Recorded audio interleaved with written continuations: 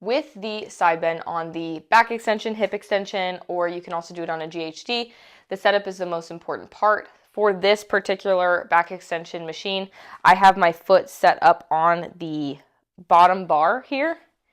Some people will be able to wedge their foot into the actual roll handle here, and some people might have to add some pads to get comfortable, but ultimately it's just getting your foot into a position where it's stable there so that the other foot can just drift on top.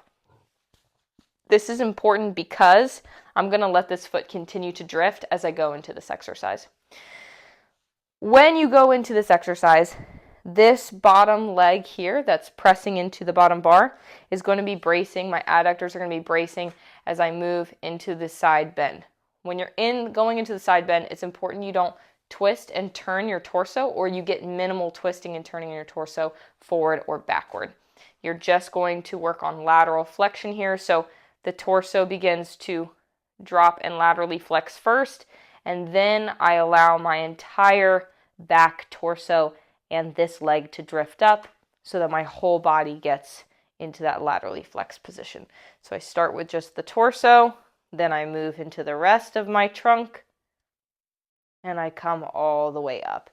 Very important that you're not rushing, so you're going through the motions and trying to swing, because one, you'll lose position, and two, you're not getting what you want out of this movement, which is control through lateral flexion and also stability in internal rotation.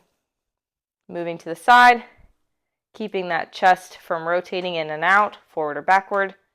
We're just going side to side. I'm controlling the eccentric here, this downward portion, and I'm actually also controlling the concentric, the upward portion. Same on the other side. I'll be facing away from you guys, but you can see where my foot is. Take your time with the setup. Get your foot into a position where it's really comfortable here, wedged into that bottom bar. I'm here. My hips are fairly square. My torso is fairly square. When I get into a position of lateral flexion, I want to make sure that my hip extension, my back extension is not too far high so that it cuts off my range of motion. I really want it to be sitting about the top of my, or the bottom of my, the top of my thigh around mid-hip height. So I go down,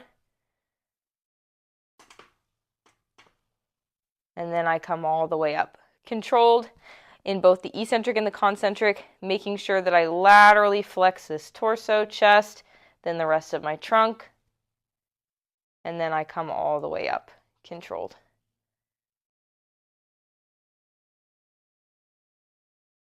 This leg does not need to excessively drift up. I just let it come with me as my body finds comfortable.